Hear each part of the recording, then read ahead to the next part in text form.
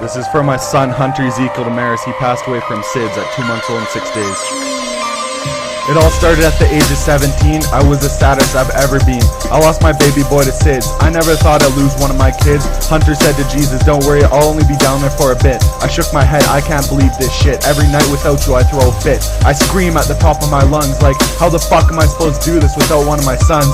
Your family don't break like glass. If this was a fucking test, definitely pass. I'll always do my best. You're 10 pounds, 13 ounces at birth. I thought you were gonna bounce at your daddy. I thought you were gonna bounce at your daddy. My boy, he sure was a monster baby, and now he's an angel baby too. I grew up and everyone was on some sort of drug. You don't need to be puking to be some sort of fucking thug. I chose different for you, Hunter. That was just me being your father. And that morning I heard your mama screaming, Hunter isn't breathing. I ran to her as fast as I could. My heart sure was beating. I called 911. It's an emergency. I need at your utmost urgency. No, not my fucking baby. I need my baby. How am I gonna do this without my baby?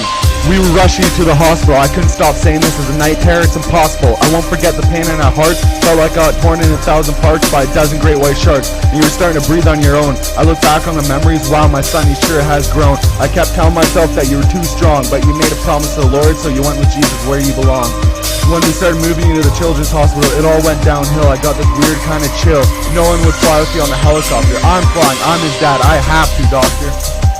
And then we got to Vancouver, just you and me, Hunter. I rolled you inside. I stood outside for a brief moment. My parents were on their way. What the fuck's gonna happen at the end of this fucked up day? I walked inside and the doctor said, leave us with your son for 20 minutes. I seen a teddy bear in the gift store. I bought it for you. The cashier looked at me and she knew who it was for. And then the doctor came to me. You're the father, Hunter, right? Yeah, I am. Is he okay? She said, I'm afraid you have to say goodbye. I'm sorry. I cried. I never wanted a shoulder to cry on. And I never even got to see you hold a crayon.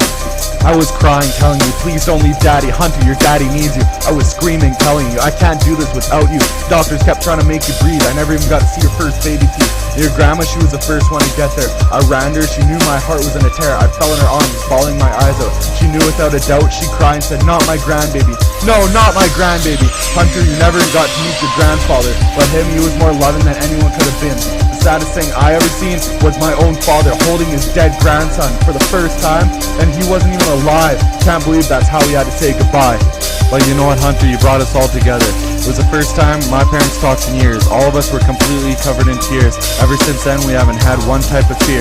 It can't get worse from here. My heart's been a new little tear. My life is going to be here. I know you're waiting in heaven. I have your power and your blessing. You'll be all grown up when I see you again. I'll look at you and I won't even have a clue.